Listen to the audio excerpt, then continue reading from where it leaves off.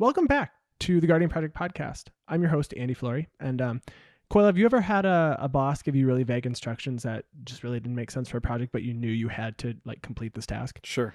I call that a cryptic command. Oh yeah, that would be right. And I'm your co-host Mike Coyle. And you know what card puts +1/+1 counters on your creatures and helps you urinate? No. Catheters Crusade. Oh my gosh. Please listen carefully. This is the podcast where we talk about all things Magic the Gathering. But mostly Commander. What's on our agenda today? Today we have a bunch of announcements to talk about. Okay. And we'll go into depth as we go into them each individually. We're going to do a segment where we talk about uncommon, non-legendary creatures as commanders. Yeah. We're going to do Commander of the Week, starring Andy's baby. Yes. Noyandar Royal Shaper. My completed deck, I feel. And at the end of the episode, we are going to pick a winner for our Soul Wing giveaway. Yes, we had a giveaway on Twitter, and we said we would announce the winner this week on the air. So stay tuned for that. Yeah, and just before we get into things, just want to know you can support us and the podcast. We really appreciate you guys listening. We have a TCG Player affiliate link on our website if you want to go use that whenever you're going to buy any singles or sealed product. Obviously, we emphasize buying at LGS, but if they don't have something that you want, or maybe if they don't have a super competitive price for something and you want to get it on TCG Player, please use our affiliate link. It helps us out a lot. We can, do some crack-a-packs and stuff, more giveaways potentially, and also if you could leave a rating on the podcast, if you could give us some comments. Yeah, subscribe, rate, and review. Everything helps, guys. Yes. Well, I guess we'll get through the first. I guess let's do the first item. Sure. Channel Fireball announced that there is a new deck rating system that's going to be used for the first time at Magic Fest Reno. Yeah, this is interesting. We know there's already been a lot of discussion about this on Twitter. Yeah, we've seen iterations of this at Command Fests last year. There's been a lot of content of people talking about how they can rate their decks if certain cards jump the power level up or not. And Right. So this is a good start. And I don't disagree with all of it. I mean, there are some things that I would like a little more granularity, but let's go through it and we can figure out where our decks fall or Sure. where we think they fall. Sure. Yeah, this was obviously a response to the Channel Fireball Command Fest that they ran last year. Some difficulties for rating your deck and, going against other people who had decks that were of different power levels. So we'll start off at stage 1 to 2. So this is on a 10-point scale, 10 being the most competitive and 1 being the least competitive. So at a 1 to 2, for the fun of it, more interested in like a theme than the efficiency of winning. This would be like your battle cruiser decks that are just all about doing what your deck wants to do and taking long times, and it's just so everyone can enjoy time and Yeah, just have fun. it's all about having fun. At a 3 to 4 is casual, so you're trying to win, limited resources. They said here as an example that recent precons would be considered at this 3 to 4 level of power. 5 to 6 is focused, so powerful card interactions, but not really any like infinite combos or game-ending combos. So probably swing to win is pretty much what they're trying to focus on here. 7 to 8 is optimized, so lots of infinite combos, game-ending combos, super powerful cards, but maybe not like the absolute top tier commander decks or commanders. So I mean, you can still play a lot of the like expensive mana rocks or something like that, but maybe you're not playing Flash Hulk. And then in 9 to 10 in competitive, you're playing Flash Hulk or something like that.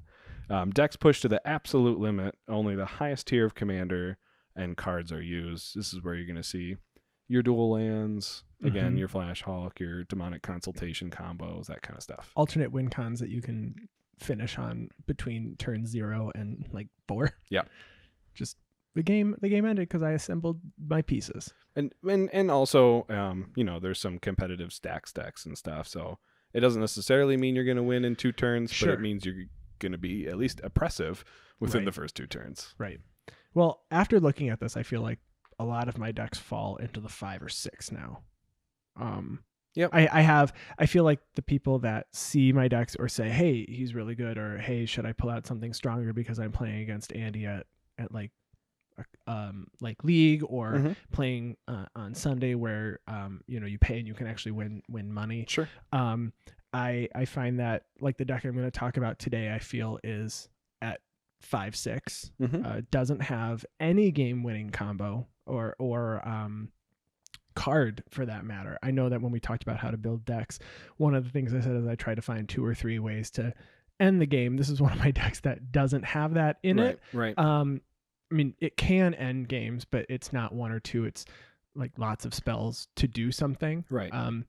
But it typically swings to win, doesn't it? It does have to swing to win. Right. So I think it falls into this, but it's very oppressive the way that I have it built. Just, well, not oppressive. I guess it's just blue-white. It just bounces a lot of stuff. It's not even counter. I mean, there are counter spells, sure. but it's not. It's very good in 1v1, but it's not as good in 4-player games. Right. But I think a lot of I do have a few decks that fall into 7-8 now. Yeah. Like my Locust God deck falls in here. But it's definitely not. I don't think I own a 9-10. The way that this is described, I don't own a 9-10, which is what I assumed. Yeah. Yeah. I mean, and I think you own 1. I do own 1. I own my 1. I have Consultation Cast. It's currently assembled as a different deck that probably would be more considered 7-8 with my Nicol Bolas Super Friends deck. It's probably a 7 because it's weak in that particular category. But which deck is Nicol Bolas Super Friends? Just because Super Friends itself is not an inherently powerful strategy. Planeswalkers are the worst in Commander than any other format. Correct. Not to say that it can't be strong. Right. Again, level 7 is probably where I'd put it. Maybe 7.5. If you really want to get specific, 7.326. Oh, 7.326. Is what I had it. That's where I had it. Right. So, but yeah, I think a majority of my decks do fall between like, I do have quite a few 7 to 8 combo potential in some of my decks. I feel like when we start out with the deck, we make a 3-4, and then you inherently want to win a game with it. Like I still have a deck that hasn't won a game. Tibor and Lumia hasn't won. Right. So I feel like to make that better, I needed to make it a 5 or 6 to make it a little bit more focused. But I still don't have. I mean, I'm not running Cyclonic Rift. I'm not running Consecrated Sphinx. Not that those are cards that have to be played, but those just inherently make decks better. Yep. People are going to argue Cyclonic Rift there, but I think it's nice to have the 2 mana bounce something. But I would say that my Locust God deck is a solid 8. There are cards that I could put in it to make it stronger, but I don't know how quickly. I have one time assembled the cards in the right order, and I did win on turn 5 at one time. Right. And I said, I can't believe this happened, but it is entirely possible. So I would argue that it's an 8, solid 8, because on turn 5 I got to do something once. Right. But it's usually happening on turn 7 or 8, but it is happening. Right. And that one, you have the option of swing to win. You can sacrifice stuff. I sacrifice. I have Purphoros. I have Goblin Bombardment. I have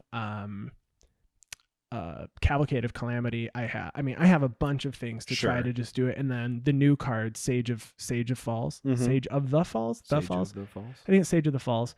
It's an instant win if I have Locust God out, because you cast it and it says when it comes into play or another creature comes into play, draw a card, or you may draw a card and discard a card. So you play it, you draw a card, you make a Locust. Because that happened, you draw a card and discard. And I run Kozilek, Butcher of Truth. So the Eldrazi that has win it goes in the graveyard, shuffle it back into your library. Yep. So you just continuously draw and discard until you discard that Kozilek, and you just keep going. And since all the locusts have haste, you just swing to win with that. And hope you don't get Rakdos Charmed. Yeah, I haven't had that happen to me in a long time, but it's a thing, and I want people to play it more, because you get decks like this. You go, okay, cool, Rakdos Charm real quick. You take potentially, if someone's at 40, I mean, chances are all 3 of your opponents aren't at 40, but it could be you take 120. Yeah. Okay, goodbye. Bye-bye. I'm out. I know that like your Tima and Lumia deck, Tibor and Lumia deck. Yeah. I have my Scorpion God deck, which I've had for a very long time, which still has not won a game. It does, when it does try to win, it tries to swing to win. Yeah. But really, it's just about killing other people's creatures and drawing cards. Yeah, don't play a token deck against it because they're going to all die. Right. I'm still going to lose somehow in the end, but... Yeah, we both have that deck that just hasn't lost. And so, like we said before... Hasn't won. Or hasn't won. Yep. Hasn't won. Yep. I don't have a deck that has never lost. That I don't have. No, I don't either. But I think this is a good rating scale, at least, for sure. To start out, and I think they're going to get a lot of info and a lot of feedback, right? They've been listening to feedback. Yeah. So when we went to Magic Fest Chicago, they only had 3 categories. They had casual, competitive, and competitive. So this breaks it down into 5 different categories, which is probably a good move to do this. Because I know I played in a casual competitive deck and someone comboed off with Brago and got like infinite mana and stuff. And I'm like, well, I can see why this isn't considered competitive, but it's more competitive than what I thought people were bringing to the table. Yeah. So I really like this splitting agree. up into 5 categories. I think splitting up into 10 categories probably would be too much. So yeah, I think it's going to come down to the 6 and the 5-6 pod there. Yeah. That's where people are going to, I personally think people are going to struggle with the argument of has little to no win cons, because when someone comes with their 2 win cons, which is what we push, 2 or 3 win cons, right.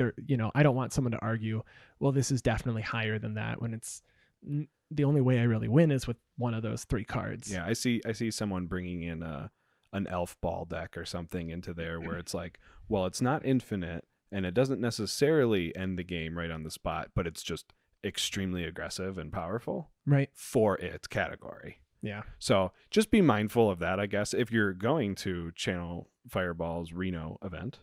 Be mindful of your play group. The next item we have is Secret Lair drop. Yeah. International Women's Day 2020. It said announcing Wizards of the Coast is proud to celebrate International Women's Day, a day honoring the social, economic, cultural, and political achievements of women around the world. In doing so, they've selected a few of the most powerful and influential women from the history of Magic to receive new borderless art from some of their finest illustrators. It says, in fact, everyone who worked on the product, the artist, the creative director, products, and package designers were all women. And it says Wizards will donate $25 per unit sold, benefiting the World Association of Girl Guides and Girl Scouts, a charity of choice of International Women's Day. It says, just like previous Secret Lairs, International Women's Day will be available for 24 hours only at secretlair.wizards.com. The sale starts at 9 a.m. Pacific Standard Time on March 8th, International Women's Day. Yep. And you can pick up your copy of International Women's Day for $49.99, limit of 15 per customer. I know I was talking to you about this, and before I even knew it was they were donating the $25 per purchase, I was like, this is the first Secret Lair. I'm like, heck yeah. And this hurts my wallet. I think your text to me said this actually hurts my wallet, but I'm really excited. Yeah. And then you're like, it's this price and this goes to the money. I'm like, that's freaking awesome. Yeah. I get a new art Marin of Clan Nel Toth. I can rebuild that deck, have another Saskia the Unyielding sitting around, take that Narset and just put it somewhere where the sun will never see it ever again. And it said that I know I really want to put Narset back together just for one more heyday. Let's do it. I could. Narset versus Kess. And then it also said, there's another international woman. Gross. No, we can do it. I don't want to play against Kess. Well, if you're gonna play Narset turns, I'm gonna play Kess. Yeah, but mine's way slower. It is. And it says that International Women's Day is also a day that marks a call to action for accelerating women's equality. For sure. So it says what you get with each copy of Secret Lair International Women's Day is a Captain Sisay, Marin of Clan Nel Toth, Una Queen of the Fae, Narset Enlightened Master, and Saskia the Unyielding. You also get 1 code for a digital sleeve on MTG Arena. And it also says, note that the MTG Arena redemption is not available in the following regions: China, Hong Kong, Macau, Taiwan, and Vietnam. So I don't know why, but that's why. And it says International Women's Day is being published in English and English only. English only. Yep. They look really, really good. We'll post a link to it. We actually already retweeted this. So yeah, well, we can retweet it again. It's fine. yeah, It's that cool. Yeah, and it says that this is the first in their Secret Lair philanthropic drops. Oh, So they said they have plenty more planned with eye-popping art, fun themes, and surprises along the way. And you can sign up to be notified for new drops at secretlair.wizards.com or follow their MTG Secret Lair Twitter page, which we just followed this week. perfect. Yeah, so I'm really excited for that one. I know Mark Rosewater had sent out the question on whether or not people would appreciate having non-foil versions of these secret lairs. Personally, yes, that would be great. Yeah, and last week my stargazing came in. Mm-hmm. Was that last week? Maybe the week before. And when I had tweeted the picture, there were some people that said, "Wow, they don't look warped." And I think they were sitting out for like 3 days, and it's the house is already dry. I mean, it's winter. You got the heat going, and I have a dehumidifier in that room just for that purpose, and they're warped pretty bad. So they're inside a binder right now, and I think if they're in a sleeve inside of a deck, which is sitting in a deck box anyway, you're going to be fine. But yes, they're still a little warpy, and I would hope that we can fix that because the cards from like Throne of Eldraine aren't warping. I wonder if there's a different card stock. They're definitely being printed differently. The foiling has got to be, or at least it feels different. Sure. I mean, obviously you see differences in the same environment, so they have to be different in some way. Yeah, I mean, and it depends on what region it was printed, because I know I've gotten cards that were printed in from a different printer, and I look at your card versus my card, and they're the same card, and some are warped and some aren't. I've heard that the card stock from Japan, because there's a printing company in Japan that Wizards uses, is supposed to be really good, and like Ultimate Masters was printed in Japan. Because remember that one time I freaked out because I bought a case of Ultimate Masters, and there was Japanese on the box. I'm like, did I just buy Japanese cards? Am I going to have to sell all of these to Brian? Yeah, all of them to Brian. But no, it was just printed in Japan, and they were all English. So, but the card stock for those, I still have a bunch of my foils, the box toppers that were in that. They don't see a whole lot of warp. So, yeah. The next thing is the commander deck names for the commander decks coming out with Ikoria Lair of Behemoths were released. Yeah, Commander 2020. Do you want to wildly speculate about what these are? Because no one knows yet. Wildly speculate more. But you might be close on some. We can see how close we get. That would be interesting. We have a point system. Like the professor does a point system when he hears like the name of a new set or something, and he says, these things are going to return. These things are not going to happen. Then he rates himself afterward. Interesting. We could do that. All right. We'll have to come up with a point system. All right. If we're right, we get a point. Done. Ready? Go. Ruthless Regiment.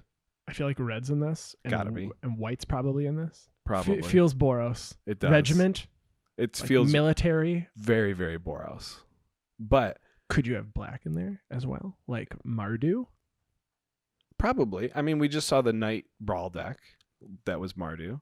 So I don't see why not. And we have knights in Throne of Eldraine and Mardu. Do you think this is going to have some sort of tie-in to the Lair of Behemoths? So well, they all do. They all do. So is Ruthless Regiments going to be about like the hunters of the Behemoths? Did they say there's hunters that are hunting them, or do we just assume? Wild speculation. Yes, they're hunting. So this is Is there a war? Is there a war between behemoths and people? I'm sure. Behemoths and behemoths, behemoths and people, behemoths and people and people. Merfolk. Everybody argues. Vivian Reed is in the plains, about all we know. And that giant bear wolf monster thing. Whatever that thing is. Yes. Arcane Maelstrom. Okay, so we got red and blue for sure. Probably, at least. We It got blue. It reminds me of Yidris, Maelstrom Wanderer. Yidris, 4-color, Cascade. Yeah, it's Maelstrom Wanderer. Is it? What's the Cascade Maelstrom guy's I don't name? know. He's Teamer. Maelstrom. No, I feel like that's Maelstrom Wanderer. No, but we can look it up right now. And Maelstrom Wanderer is just creatures you control have haste, Cascade. Right. But what's Yidris's full name? His second name. His second part, Yidris Maelstrom Wielder. Maelstrom Wielder. Okay. So this feels very Yidris Maelstrom Wielder because he's Maelstrom. Just think Maelstrom's Cascade. And I actually go ahead. Cascade? No. No, you wanted to say I'm something. just smiling. I think Cascade's a great mechanic. I've never played with it before, so I want there to be a new, I'm calling it now. Put it on the board. Put it on the board. Commander Cascade, where the Cascade equals the amount of mana you paid for your commander that time, or including tax. Or you cascade X times, where X is the number of times you've cast your commander. Ooh, that's going to be on one of those because they printed like sorceries and stuff in the last set that had that mechanic. Is there a name for that mechanic? It was Storm, but it was Commander Storm. But it was just Storm. But it was for how many times you've cast your commander. Oh, okay. They actually just called it Storm? Yes. They cost a lot of mana and had to have things happen before, because it won't do anything if you never cast it. Well, I guess it would, and then you copy it for each time you've cast your commander. Okay, fair. But they were just expensive. Yeah. Symbiotic Swarm. This is probably blue, green, or Sultai. And it cares about that mutate mechanic. Okay. I just went straight to tokens. Swarm? Well, sure. Insects, specifically. I hope mutate is something like level up, but newer. Like a combination of level up and megamorph. Or if it's mega level up. What's the silver border? Glow up. It's just called glow up. What's the silver? Oh, contraptions, but for creatures. Well, no, they had augment for creatures, right? Augment. So you have like the face of a horse and the butt of a machine, a robot butt. Yeah. Horse with a robot butt. Horse robot butt. But I think augment's really cool. I wonder if mutate is something like that. That would be cool. I wonder how well it's going to get balanced. Because, I mean, this is going to be a standard playable keyword as well. Yeah, and it is mutate, right? I'm not making this up. Yes, it's mutate. Okay. Correct. It's I'm pretty sure it's mutate. Mm-hmm. I wonder if it's something like evolve or like. Oh, what if it's imprint? What if it's imprint, but you imprint a creature and then like you get the keywords from that creature you imprint? Or you can make its power and toughness equal to the creature that was imprinted. Heck yeah. So you can imprint a really expensive creature onto it, and it has a cheap imprint cost. So when you attack with your 1/1 that has an activated ability that costs 3 or something, you can turn it into the 12/12 thing that costs like 18 mana. Yeah. It doesn't cost 18. It probably costs like 9. No. And it's restrictive. 19 mana. 9. It'll be the most expensive card in Magic. So that'd be cool. They had something like that in Time Spiral, right? So you had the morph creature that cost 1 blue for a 1/1, or it had an expensive morph cost. And it comboed with some other cards that had morph. Okay. This could maybe something like that. That would be cool. Timeless Wisdom. Timeless Wisdom though? Blue-white. Why you say it like that? You know why. Exactly. No, Timeless Wisdom. I mean, Wisdom's blue, right? Gotta do blue. Yeah, there. knowledge. Blue's all about knowledge. Timeless is artifact. White, blue, and artifact. Timeless. You have no time. Red rushes through things. We're on a clock. Let's go. We're on a clock. It's turn 4. If I haven't burned you out, we're not getting there. No, Timeless Wisdom is the one that's throwing me. Could this be Jeskai? I mean, it just reminds me of Teferi. Jeskai would work. Well, I don't think it's gonna be. It's not gonna be Teferi because Core 2020 is Teferi. That's the theme. Right. Like Chandra was last year. Teferi might be in it though. I mean, Core 2020 is not going to have commander decks. No, this comes out before Core 2020 as well. Because these last commander decks that they printed did have planeswalkers in them. Like we saw Ral Zarek in the Mystic Intellect, and I think there's a Vraska in there. Was there a Vraska? There was Vraska the Unseen in Vraska that? was in a Brawl deck, I think. Well, there's one that's being reprinted right now. Vraska Golgari Queen is going to be in the Challenger decks. Right. Well, there's been a Vraska in a dual deck, I believe. But say they are reprinting commanders in commander decks now. They're not afraid to do that or anything. So, and not as a commander. So we could see a Teferi in here if it's a blue-white deck. Which commander's been reprinted that's not been in a commander deck? No. I'm saying they're reprinting Planeswalkers in Oh, commander you decks. say commander. Sorry, but yeah. but not as commanders. Yeah, not as it, because they're not. Right. They're not like going to reprint Teferi and say this can be played Archmage. as your commander. No, it wasn't right. Teferi Time Raveler. This can be your commander. Yeah. Pass. Nope. No thanks. And then the last one is Enhanced Evolution, which this one maybe is. This one's got to be There's green in this. Maybe it's actually Evolve. Maybe it's an Evolve Matters commander. Yeah, but okay, because you can tie the theme to it, but it could be an Evolve Matters commander. Mm-hmm. I wonder if the themes though are going to be specific to Ikoria. Like if they're the 5 main mechanics. Probably. So Enhanced Evolution is probably. Maybe this one is not the Symbiotic Swarm. Maybe I take that back now that I see this again. Sure.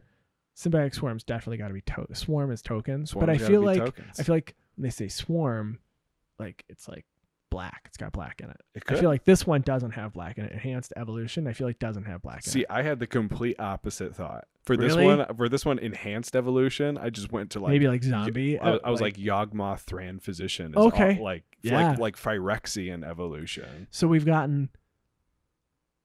I wonder how many we're gonna get right. Probably 0.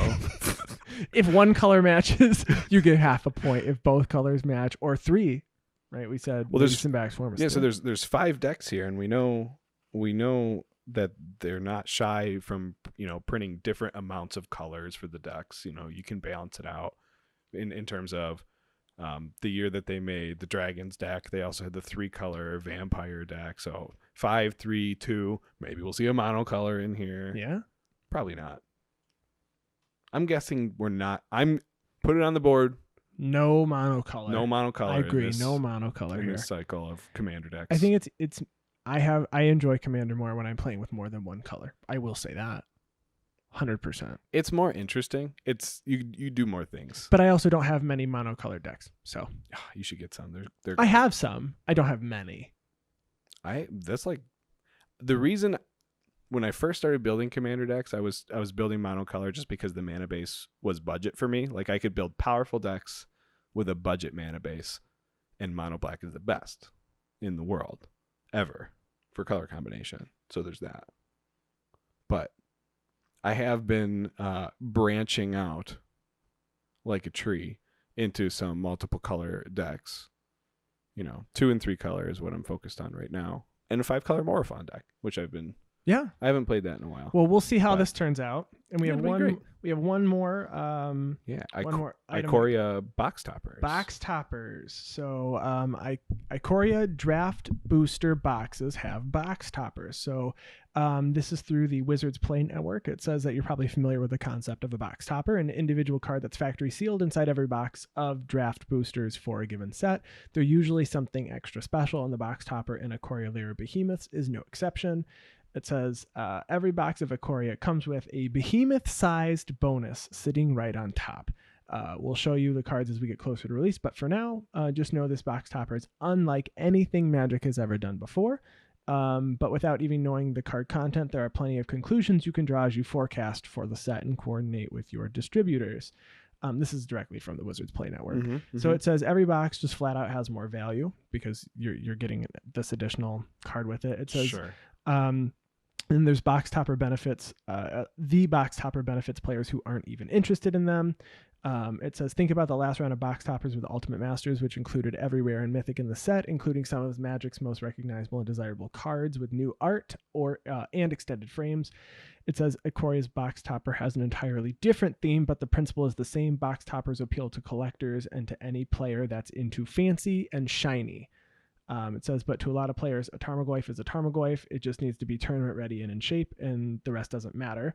And still, to other players, it does matter where it lands, and where it lands in the pick order. They just want the best draft deck they can put together. So, I'm excited. I like the freebies that are inside. What do you think it's going to be, though?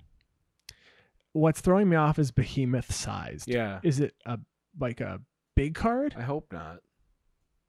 I don't know. Honestly, I would not be happy if that were the case. because that just means it's not playable unless there's some really weird new mechanic where you can play with giant cards. I mean, you can still set out your giant card as a power move. There's someone at our shop who put a commander in a picture frame and sets it out when you play against them. And every time I play against that Atraxa deck, I'm like, wow, that is a power move. Yeah. I mean, it's like a family photo that they set out on the table facing everyone else. It's like then you just bounce it to their hand and see what happens. I personally don't play. Well, that's not. They have the actual commander smaller as well. But this is. I don't play with the large card either. But it does say specifically behemoth sized. Yeah, I hope it's only. So we'll see. I hope it's symbolism behemoth sized. Like, or maybe all cards from Ikoria are big. Every single card. Ikoria booster boxes are going to be massive. So they said they'll be announcing more of those to come soon, and Ikoria comes out in April. So I'm curious if it's just going to be a masterpiece, quite honestly. By behemoth sized, we have just like another masterpiece. Not if it's an Amonkhet invocation or an invention from the Kaladesh block. It's Ikoria's own version.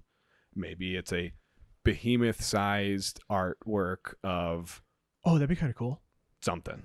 Grave Titan, but does it's something actually in big. the set make the creatures just giant, and like a mechanic that your creature doubles its maybe size matters? Like if this creature has bigger power than the creature that's blocking it or something, like a version of flanking, but like instead of it having flanking, it doesn't get its ability or can't be blocked or gets weaker. It's if this creature's power is greater than the creature blocking it, this ability triggers or something. Yeah. I don't know. It's like, I know what you're getting at. And every time you say that, all I think about is just trample. Okay.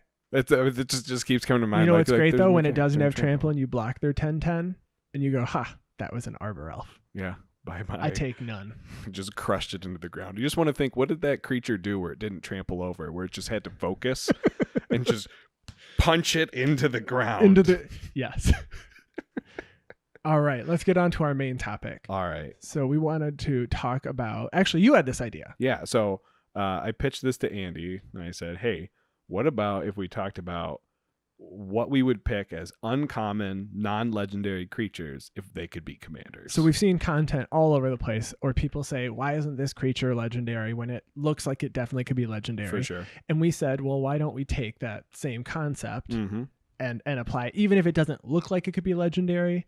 What if you say, if this was legendary, would it be good to play with? Would I want it? Does it do something that a different card can't do, or create a new strategy of sorts? For sure. So I went ahead and avoided some of the ones that might be obvious, like Grey Merchant of Asphodel in a mono black Reanimator deck.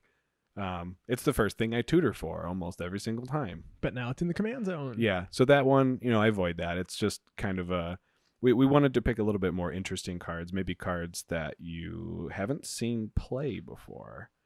So, or they have, but just aren't in the command zone, which would be really nice if they were. Right. So, do you want to start or do you want me to start? I can start. Okay. All right. So my first one, which I was really excited to talk about because I've talked about this for a long time, is Vizkopa Guildmage. So it is one of the guild mages from Ravnica. It is Orzhov, so it costs just white and black for a 2/2 human wizard that has 2 activated abilities. You can pay 1 white and black to give target creature lifelink until end of turn, or 1 white and black to activate his ability that says whenever you gain life this turn, each opponent loses that much life. So that second activation is the card Sanguine Bond, but instead of it being just permanently out on an enchantment, you can activate it individually on the turn that you need to do whatever it is that you want to do. So it's played in, according to EDHREC, 4,058 decks, so it's played in a lot. Wow. Its top commanders are Abzadat Ghost Council, Selenia Dark Angel, and Karlov of the Ghost Council. It's in hundreds for all 3 of those. So like I said, it's got the card Sanguine Bond on it as an activated ability. So Sanguine Bond says whenever you gain life, target opponent loses that much life. This one is actually each opponent loses that much life. So it might even be even better. It might even be a little bit better. There's also I searched on Scryfall as well to try to find cards that were at most black and white that grant lifelink to creatures, and Okay. there aren't very many. And the ones that do generally have something like there's the one white card. I think it gives your creature +1/+0, and you draw a card, and it also gains lifelink until end of turn. There's cards like that, but I think that this would be an interesting non-legendary uncommon creature to make. And I know we were talking about there's a lot of people that play Pauper Commander, and that would be and those are uncommon creatures that weren't legendary right. beforehand. Yeah. Pauper Commander was created before the uncommon legendary started to get Well, I don't know if that's true, because there were uncommon legendaries in Kamigawa, but I don't think they wanted to just limit it to. Were there? Yeah, that was Kamigawa's theme. Was uncommon legendaries? It was just legendaries. There was a legendary in every single pack. Oh, I didn't realize Kamigawa. I thought Dominaria was the first set that had that. Mm-mm. Wow. Is that right? Did not know. Let me go over this while you start on your first one. Yes. Well, let's finish this up. So, finish this up. Let's make sure I finish this. Yeah. So, lifelink strategies work really well with this. You've got, I think it would pair really well with, cards like Kambal, Council of Allocation, in the deck. You've got cards like Debt to the Deathless, Blind Obedience. You can play a lot of the black-white, just standard cards that work with it, but having each opponent, making each opponent lose that much life whenever you gain life seems fairly easy. Blind Obedience is really good. Cards with Extort, so you gain life, they each lose that much life. Mm-hmm. That being on your commander, I think, is really good, and you have access to cards because you're playing in black. You can get out like Urborg and Cabal Coffers if you wanted to have a lot of mana, because it is mana intensive, right? You have to pay 3 every turn you want that to be on, right? So it's expensive. I just think it would be a fun commander to play if you could play it as a commander. For sure. All right, my first uncommon creature as commander is definitely a spike hard card that I found. It is called Pure Sight Marrow. I don't even know what this is. No, and probably because it's only in 60 decks. It is, according to EDHREC, in 0%, obviously rounded, of 70,028 decks that it could be in. And it is a hybrid blue-white, merfolk wizard that is 2 power and 2 toughness. It has pay a hybrid blue or white and untap this creature. Look at the top card of your library. You may remove that card from the game. That's all it says. Most of the decks it's built in are in merfolk decks. Okay. But this card goes off. It's a 1-card combo with Paradise Mantle. So for 0 mana equipment, equip for 1. It says equip creature has tap, add 1 mana of any color to your mana pool. So you equip it to Pure Sight Marrow, tap it for a blue or a white, untap it, and you filter your deck until you find the card that you want, and then you pass the turn. You draw the card if you want. You go for your Lab Man effect. You go for Thassa's Oracle. Both Jace are Wielder legal. of Mysteries. Yep, they're played in blue. Blue is a valid color for this commander. Combo off and win, and you're in blue-white, so you can play What's the CMC control. of this creature? 2. 2? If you're playing a deck that you want to just win with those 3 anyway, think about including that 2-card combo anyway. Oh, yeah. Yeah. Paradise Mantle is played in decks already. It's just a very good card. Yeah, I know it's played a lot in... Oh, no. I'm thinking of, with that, there's a puppet thing that untaps to add mana that the mantle goes well with. You untap it for 2 colorless, and then it creates color or something like that. I forget. But yeah, that card is played a lot already. Yeah. And I've never seen this card. It says it's in some partner commander with Thrasios and Ravos. It's played in Derevi, so maybe it is a high tier combo piece. But mostly it's hey, it's a merfolk. Let's put it in a merfolk deck. Yeah, that's how my next one is. So my next card is Deadeye Plunderers. So it is a 3/3 for 3 blue-black. Deadeye Plunderers gets +1/+1 for each artifact you control. And then you can pay 2, a blue and a black, to create a colorless treasure artifact with tap and sack this artifact to add 1 mana of any color to your mana pool. So it is a pirate and a human. So when you look at the top decks it's played in, you've got Admiral Beckett Brass, and there's 654 decks, right? Okay. Totally makes sense. Yeah. And then other than that, it's played in the Akiri Lineslinger and Silas Wren partner. There's 23. And then after that, there's like 5. Okay. So it's really not played at all. So it's probably because this card isn't like crazy itself, but if this was your commander, you can play an artifact sub theme, right? Yeah, I mean, and there's already commanders that care about that, but this one is in blue black. You've got if you can make infinite mana, which people already do, you just make infinite mana to make infinite treasures, so it can just become a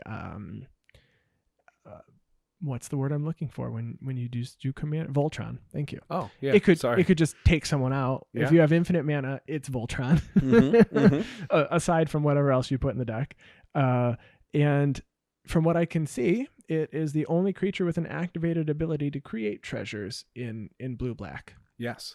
So I don't think there's very many creatures with activated abilities to make treasure, period. Not activated abilities. There's a lot of end of the battlefield effects. End of the battlefield. Yeah. So it seemed like a fun command. I would play around with that. This would be a fun pauper commander, I guess. Or if it was legal we could make a video and yeah. And then you could run that black enchantment where at your upkeep, if you control 10 treasures, you win the game. Yeah, Revel in Riches. Yep. Works really well with Revel in Riches. Yeah. It synergizes with a lot of artifact cards. For sure. Especially because it gets power and toughness boosts. Yeah. So very cool. Well, I'm gonna combat that with my own Artifacts Matter uncommon creature commander. Okay. Its name is Glass Dust Hulk. Yep. Not ringing a bell. It's also blue-white, 3 white and a blue. It's an artifact creature golem. It's a 3/4. That says whenever another artifact enters the battlefield under your control, Glass Dust Hulk gets +1/+1 until end of turn and can't be blocked this turn.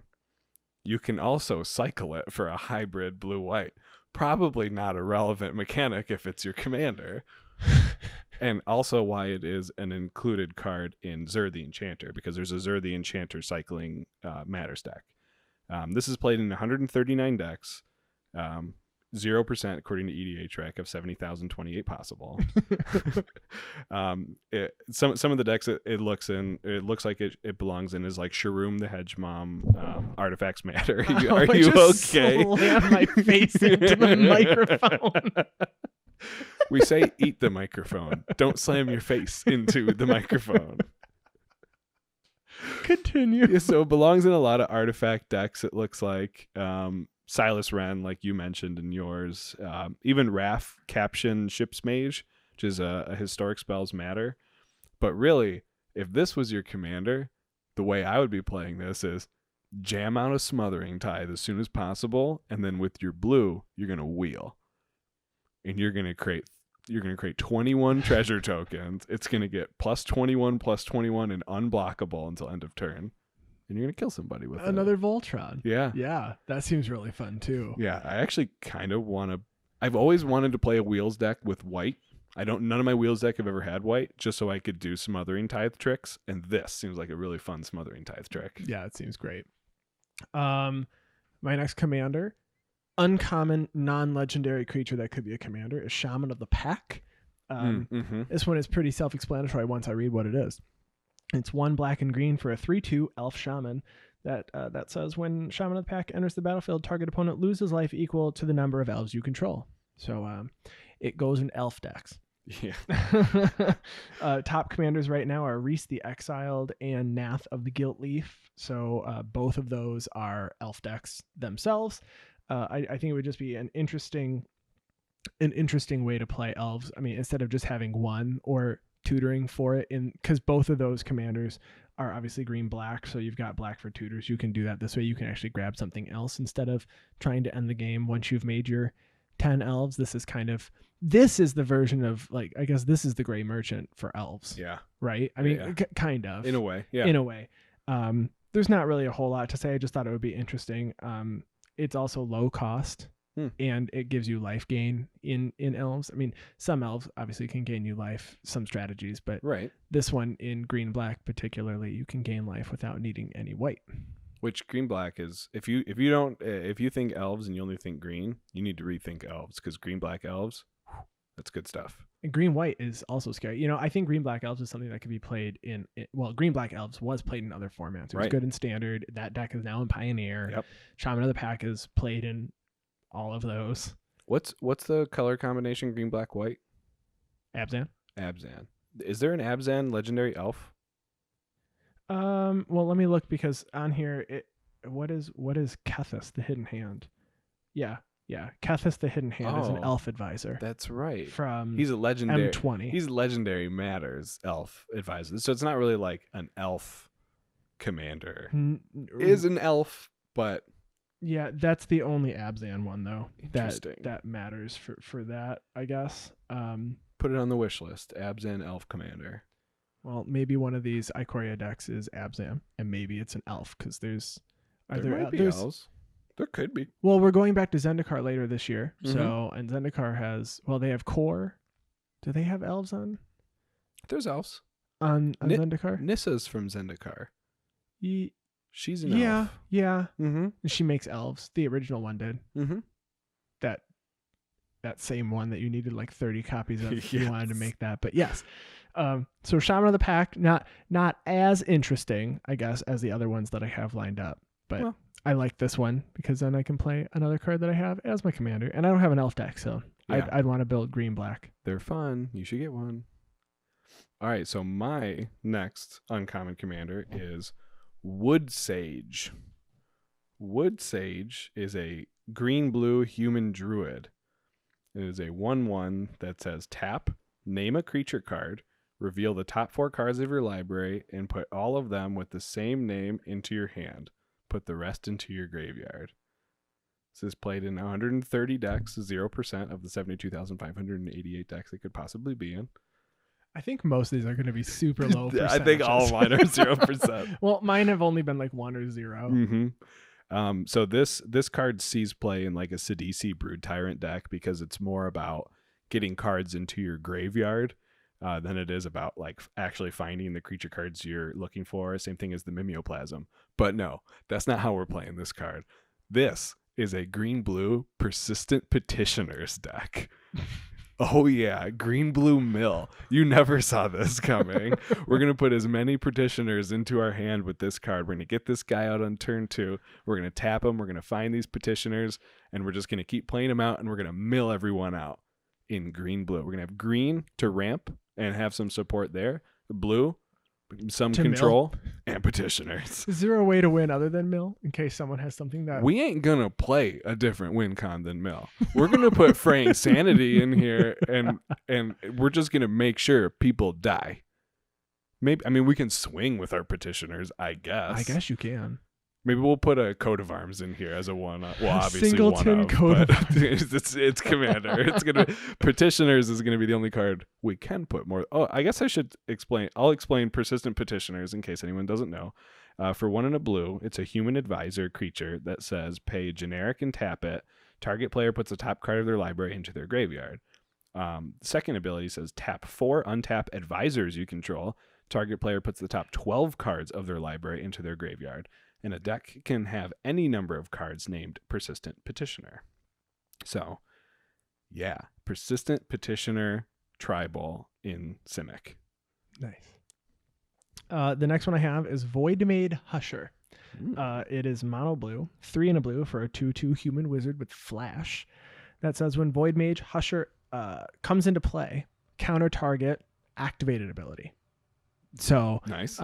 You're not countering spells. You're just countering activated abilities that might hurt you. And it also says whenever you play a spell, you may return Voidmage Husher to its owner's hand. Mm-hmm. So cards like Capsize, things with buyback that are in blue, you can cast, pay that cost, and then return the commander to your hand to keep a specific activated ability down that might be hurting you. But overall, this was just a blinky deck. Things like I guess its top commanders are Afara, God of the Palace, Azami, Lady of Scrolls, and Naban, Dean of Iteration. So you've got 2 wizard tribals, and then you've got Afara, which is Flash, And it's only well, not only, it's in 908 decks. So Okay. but it's I guess since we're there, 1% of 149,421 decks it could be in. I don't know if it's very good, but I like the idea of just being, I like playing cards that when I talk about my Noyan Dar deck, this reminded me of that because I play cards like Capsize. I play cards with buyback because I need to activate spells, or I need to cast spells to make the commander work, and I like playing Spellslinger decks. So this deck doesn't seem super oppressive. Obviously, it can only take care of one activated ability, but I'm sure there's some combinations in there that could make this crazy. You could get some crazy board states with mono blue blinks and flash. For sure. Yeah. I mean, keep everyone's fetch lands down. Well, that's mean. Yeah. Don't do that. You're sitting down next to someone who says, "I'll just play something casual," and they bring out the first sliver food chain. You're like, "All right, let's get real." I've got a 4-mana stifle sitting in the command zone. Hey, it's gonna work before they get the sliver out. I guess. Oh wait, I did have one. Go. Deadeye Navigator combined with that for paying 2, it blinks it comes back, so you do have then a 2-mana stifle. There you go. Stifle it all. Yeah, that I would like to play. Just once, assemble Deadeye Navigator and that. And it's only activated abilities, right? Not triggered abilities. Correct. It's activated. Okay. So it's not going to do anything crazy. Okay. Yeah. All right. My next one, which I told you I wasn't going to do, but I'm going to do it anyways because I found out one of my other ones is way worse than I thought it was, is Rot Widow Pack. Is this the spider one? This is the spiders. Okay. For 2, a black and a green, you get a 2/4 reach spider that has an activated ability of 3 black-green. Exile a creature card from your graveyard. Create a 1/2 green spider creature token with reach. Then each opponent loses 1 life for each spider you control. I feel like this is just like the best spider. If this could be your commander, it would be like the best spider commander. Obviously, it is played in decks like Ishkana and Thantis the Warweaver for some spider tribal stuff. It can't be played in Arasta because Arasta is mono green, but Arasta would definitely be in this deck. Mm-hmm. And this deck is all about just making spiders, probably dredging a lot of stuff into your graveyard. Or mono black surveil cards. You can throw a spider into your graveyard because you have to get rid of a creature, so you probably want to surveil it away. Mm-hmm. You could bury it alive. You could bury it alive. If there's a black or green creature where that you could like cast from exile or something. Or you can play spider spawning that also has flashback. Heck, yes, you can. You want stuff in your graveyard for that for sure. Mm-hmm. Mm-hmm. So yeah, it's Spider Tribal, all about the spiders. And it also says that Hogak is one of the creatures. Wow, Ryan just perked. Producer right Ryan there, actually knows what Hogak is. The Arisen Necropolis. That's going to be Ryan's first commander deck, and it's definitely not going to be hard at all to play. Don't do that to him. You can't. Producer Ryan doesn't play Magic, so we have to make this commander deck for him that's so complicated. He'll want to play more. It's like, all right, this is your mana. Just so you know, you don't need it. In fact, you can't even use it to cast your commander. Confusing. My last one is Drogskull Captain. It is 1 blue, white for a flying 2/2 spirit soldier that has other spirit creatures you control get +1/+1 and have hexproof. Ooh. Yeah, I like tribal cards. Mm-hmm. This is played in 777 decks.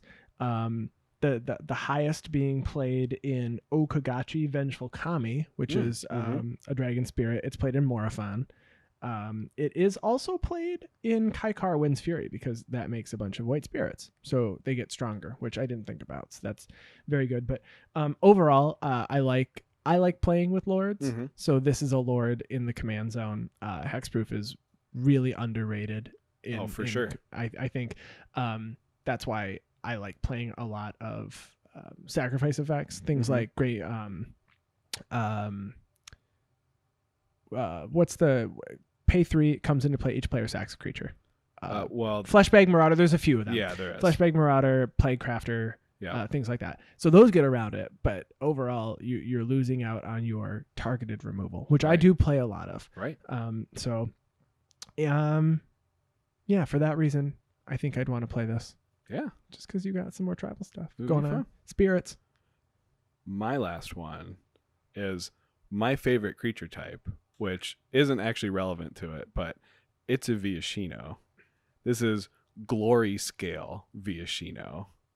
For 1, a red, a green, and a white. It is a 3/3 Viashino soldier that says whenever you play a multicolored spell, Glory Scale Viashino gets +3/+3 until end of turn. So this is going to be a Voltron deck. Okay. Its number 1 commander that it's built into is Rienne, Angel of Rebirth. Yeah. But it also has, and the one I would build this more similarly to as a commander is Ramos, Dragon Engine. Yeah. So I had a Ramos Dragon Engine deck back in the day titled Lucky Charms. It just played all the charm spells that you can. Whenever you play a multicolored spell, or whenever you play a spell, you put a +1/+1 counter on Ramos for each color in that spell. So basically, I'm just going to switch out Ramos, put in Glory Scale Viashino. You only get Naya colors. You don't get 5 color like Ramos would have, which I think just forces you to play more creatures and stuff in there rather than just the instant charms and stuff, which I think would make the deck a lot of fun. And yeah, you're going to smack some face with your Viashino and get there. Maybe give them some trample. Nice. That seems really good. I think it would be. I mean, just putting this list together, it's like, man, this would be really fun to build around. We should plan a day and build these decks. Yeah, I mean, record some stuff. We have the cards. Nothing too expensive or anything to build them. Most of mine were pennies. I mean, the cards themselves were. I don't know about like my wheeled tribal Smothering Tithe. Might be. I have everything though, so it'll be okay. But yeah. Cool. Well, moving on to Commander of the Week. Hey, that's you. Hey, that's me. It's me this time. We're going to talk about Noyandar Royal Shaper. So this is probably my favorite commander deck. When we were talking earlier, I said it was a solid 6. Right. I would say it's focused. It knows what it wants to do. I don't have any infinite combos. Not that I at least can find. I can't think of any. I didn't put it together with any in mind. Right. I don't have any way to make infinite mana. I don't have any way to just go infinite and win the game. I don't play Approach of the Second Sun. I'm not running things like that. I think I just wanted to play a Spell Slinger deck. Yeah. So Noyandar itself is a 4/4 Merfolk ally that costs 3 generic, a white and a blue, and it says whenever you cast an instant or a sorcery, you may put 3 +1/+1 counters on target land you control. If you do, it becomes a 0/0 elemental and gains haste, and then it is still a land. So it's basically Awaken. When you cast a spell, you can awaken 3. This gains haste, period. Matters for Ginger Brutes. I haven't seen one in EDH pod yet, but it'll happen. Nope. One day, well, I run it in Lazad the Multifarious. Oh, so it can get haste and unblockable. Yeah. But quote unquote unblockable. Yep. Can't be caught by creatures without haste, I guess. That's right. So Noyandar itself is a Spellslinger deck, and actually, I have a full primer written on this deck. This one is a fully foiled deck, except for, I believe, 3 cards. One of them is Thought Vessel, because it's never been printed in foil. All 3 of these are that reason. Equinox, which I will talk about, is a fun enchantment that you never see, and I hope that anybody who plays a Noyandar deck runs this card. And then I also have a Land Equilibrium, completely unnecessary. I felt like it worked really well with the deck, but it's way too slow. So could not, like I said, not necessary for that cost of just shy of $200. Sure. I had one, and so I used it. So this deck is really a deck where if you like playing spells, or you like grindy games, or making really hard decisions, this is really that deck. You pretty much look like an underdog the entire game, because everybody looks at you and goes, "What are you even doing? Like, what are you even doing? You're not doing anything." You put counters on your and hands. I don't run very many creatures at all. I think actually, I'll look right now. I run 5. Yeah. 5 creatures, because I turn my lands into creatures, which is terrifying. And so overall, the deck is trying to win by resolving Noyandar, and then you're really Voltroning off of 1 land. If you by casting a bunch of spells, right? You can continuously put 3 +1/+1 counters on that same land. It doesn't have to be a new one. And it pretty much just has like a basic control shell. So you're bouncing things. There are some counters. There's counters that have Awaken. There's a spell that lets you take an extra turn with Awaken. There's I guess Awaken, I included them because they're Awaken. Sure. But Noyandar gives everything Awaken that I cast for the most part.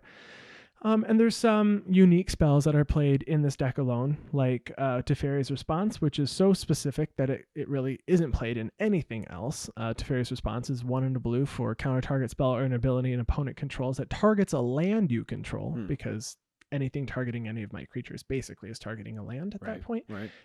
If a permanent's ability is countered this way, destroy that permanent. So there's that. That's really good. And then it also says draw 2 cards. Okay. So I think it's really great. And then the other card that I would say isn't really played in any other deck is Equinox. So it's an enchantment. It's an aura that enchants a land. You can tap that land to counter a spell that destroys one or more of your lands. So if someone board wipes and I have a land, I can counter that board wipe. Nice. Or targeted removal. It's people look at it and go, "Why are you running that?" And I go, "You just wait. Because I have a creature, and when you go to play your Wrath of God, I can counter it because it's going to destroy at least one or more of my lands." Right. Moving down, the general strategy is to, I guess the other alternate win con is Inkmoth Nexus. So Inkmoth Nexus is a land that has an ability to pay a generic 1, and it becomes a 1/1 artifact creature with flying and infect. So if you can cast 3 spells and you animate it and you pay 1, you have 10 infect because it gets base power and toughness 1, and you put 9 counters on it by casting 3 spells. So if you cast 3 1-mana cards, like a Preordain or a Ponder or a Brainstorm or the other 1 CMC cards I have in here, you can just win. And I have a 4-man pod with Inkmoth Nexus because they don't have removal for it or whatever it is at that one. Destroy target non-land permanent. Oh wait, it's still a land. Like I said, there aren't really any combos in the deck, but there are some cards that you can argue work well. So Darksteel Citadel is an indestructible land. So is Cascading Cataracts. And I think the most important card in this version of the deck is View from Above. So most people don't know what this card is because I don't know any other commander deck that wants this. View, I guess that's the third card that is probably relegated to just Noyandar. View from Above is 1 and a blue instant. Target creature gains flying until end of turn. If you control a white permanent, return View from above to its owner's hand. So Noyandar is a white permanent. So you cast this on Noyandar to give Noyandar flying, and then you animate a land, and you put it back in your hand. And then you cast it again to give that land flying, and you put 3 more counters on it, and however much mana you have at the time, you just continue to do it. But it's nice to do this at the end of someone's turn, so you can perhaps put 9 counters or 12. I mean, it's only 2 mana, so you're living to late game generally with this, unless someone's comboing out. So you do it at the end of someone's turn and put 12 counters, and you put 12 more counters on your turn. You swing for 24 because it has flying. Seems pretty good. It is very good. But like I said, this deck is really weak to board wipes. And the way that I have it, don't animate like 4 different lands. Right. Because you're going to lose all of your mana. Yeah. So some of the notable cards are Monastery Mentor. It's a 2/2 with prowess, and whenever you cast a non-creature spell, put a 1/1 white monk with prowess onto the battlefield. It costs 3. Great card. You're just casting spells here. Yeah, it's like your go wide win con. Yeah, Murmuring Mystic also makes creatures. It's like Tailrand, but I'm not actually running Tailrand. This is 3 and a white for a 1/1 blue bird. Illusion. Gotten illusions. And then the newest card actually. So not every new set has a card that I want to play in this. In your lands animate matter deck. Yeah, I can imagine that. Yeah. I mean, any spell, right? Sure. Works. So you can make a super budget Noyandar deck because every single set has a pay X to draw a card, or like you pay 4 and you get to draw a card, or like most sets have something like that. And there's blue spells printed in every set. So far. But the most recent card is from War of the Spark. We got Tomic Distinguished Advocus. So it's a white 2/3 flyer that has lands on the battlefield and lands in graveyards can't be the target of spells or abilities your opponents control. So it basically is giving hexproof to your creature. Right. And then it says your opponents can't play lands from their graveyards. Not relevant often, but if someone is playing a Lands Matters deck, that they just won't be able to use them until they remove Tomic. Enchantments here, we've got a few that work really well. We have Sacred Ground and Terra Eternal, which are probably the two best, followed up by Trade Routes. But Sacred Ground is an enchantment that says whenever a spell or ability an opponent controls causes a land to be put into a graveyard from play, return that land to play. That costs 1 and a white. Mm-hmm. So if they do remove my creature that's animated, it just comes directly back to play. Terra Eternal says all lands are indestructible. I don't care if yours are. I'm not going to be removing them, but this helps me. Right. And then Trade Routes is a really good way to get past bad draws in the late game. So Trade Routes is 1 and a blue for an enchantment that has 2 activated abilities. So one is for a generic mana, you return a land to your hand. And then a generic mana to discard a land and draw a card. So if you keep drawing lands, you can just get rid of them to get better cards. Instance here, like I said, View from Above, best card in the deck. And then the Teferi's Response is the other notable. And then my final one is Vanish into Memory. This is the one I was about to ask you about. Yeah, so Vanish into Memory costs 2 white and a blue, and it says exile target creature. You draw cards equal to its power, and then at the beginning of your next upkeep, return that card to the battlefield, and you discard cards equal to its toughness. So if someone is going to be able to remove it or board wipe, and there's nothing you can do about it, you cast this on your animated land. So even if it's only at 3, or maybe it's at 6, whatever it is, you exile that creature, and you draw 3 or 6 or 9 or whatever it is. And then at the beginning of your next upkeep, that land comes back into play as a land, and you don't discard anything. Yep. So this is really nice. Really nice. Yeah, it's just, I think I've drawn 12 off this before. Yeah. And everybody looks at it and goes, what does this even do? And I go, it's draw 12. It's fine. Don't worry about it. It's fine. And if I have a Reliquary Tower, I'm golden. Yes. Even though I still lose after that, it still feels good just to draw 12. And then I go, hey, that land is back. And then I guess the notable sorceries here, we've got, this is what's going to help you really kind of grind out to the end of the game. Crush of Tentacles.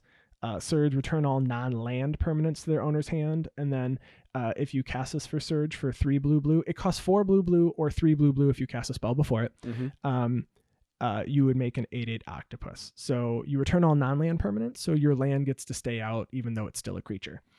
Devastation Tide is return all non-land permanents. Pretty much all the spells that care about non-land permanents are being played here. So Devastation Tide has Miracle for 1 and a blue. Otherwise, it costs 3 blue to return all non-land permanents to their owner's hands. This includes yours, but as long as you have 1 or 2, like 1 land animated, you're usually good to go. Right. Hour of Revelation is destroy all non-land permanents. Part the Water Veil is an Awaken card that actually has take an extra turn. Right. So I don't usually cast it for the Awaken. Because I get Awaken just for casting it if Noyandar's out, but it does have Awaken 6, so you really put 9 counters on it when you do that with Noyandar, and you take an extra turn. Right, so if you're empty-handed and you top deck that, why not? You might as well. Yeah. Planar Outburst, another Awaken card. It's destroy all non-land creatures, but it has Awaken 4, so you can get 7 counters if you have Noyandar. You do destroy Noyandar, unfortunately, in with some of these cards, but the final one is Tragic Arrogance. So for each player you choose from among the permanents, they control an artifact, a creature, an enchantment, and a planeswalker, and then destroy the rest. So for this, you pick your Noyandar, and it destroys all other non-land permanents, so your land that's animated doesn't get destroyed. Yep. And this deck's pretty good against Cyclonic Rift, because Cyclonic Rift says return all non-land permanents to their owner's hands. So if they overload it, you go, that's fine. I keep the 1 land that's animated. That has messed up some plans before, because they didn't realize I was going to keep the 12/12. And then if they didn't have any plan to follow up that Cyclonic Rift, you can go for it. Yeah. So overall, I really like this deck. I'll post the deck list for it. Those are really just the key cards. But if you're looking for something completely different, because it is very scary to animate your lands to become creatures. It's scary. They are not expendable. Especially but in this deck, they become expendable. Especially animating lands that aren't named Celestial Colonnade, which you do play in that. I do run Celestial Colonnade. I mean, there are other lands that become creatures, so I guess I didn't really talk about the lands. But you named the important ones, the indestructible ones, the infect ones. Yeah, Fairy Conclave becomes a creature. You've got Drownyard Temple, so that you can pay 3 and return it from the graveyard to the battlefield. Mm-hmm. So if that's a good one to animate because you know you're going to get it back. Right. But yeah, so that's Noyandar. Cool. If anyone has questions on that, feel free to tweet at me because I have lots. And then I'll share the link to both the Archidect list and the tapped out list that I have this all written down on in case anyone's interested. I think the last thing we have is to pick a winner for our giveaway. Woo! So let me go and copy that link real quick and paste this. Right. To get this picked. Yep. You put it right up in there. Yep. And I should talk into the microphone here. Okay, the winner is Gathering Ground Games, Brian Aruda 84. Congratulations. Congrats. Either send us a DM or email us at guardianprojectpod@gmail.com your information, and we will ship that off to you. Maybe we'll throw a token or two in there. Yeah, because we did just get our tokens as well. So we're going to be at Magic Fest Detroit in a few weeks here. So we're going to have some of our tokens to give out. And then I guess after that, I guess we can announce it now. We did set up our Patreon that we'll be launching. So part of the tier that we're going to have that in is access to a Discord and a playset of our tokens. So if you're interested, we did tweet out pictures. They look really, really great. So they're, it's got our name on the front and all of our contact info. And on the back, it's a blank token basically. So you can write out draw out whatever it is that you need and use that. We're working right now to figure out if a wet erase marker will work. Dry erase did not. No. So it's not dry erase. Right. Didn't work well. It didn't work well. I guess it does. We'll smudge it. It's like writing on a chalkboard and then wiping it off. It's like still there. Right.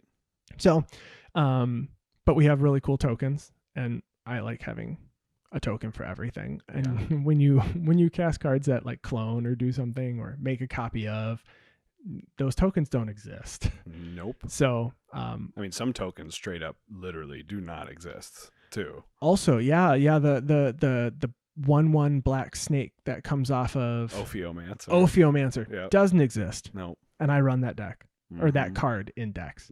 So, anyway, well, congratulations. Send us a DM or an email and we will get that off to you.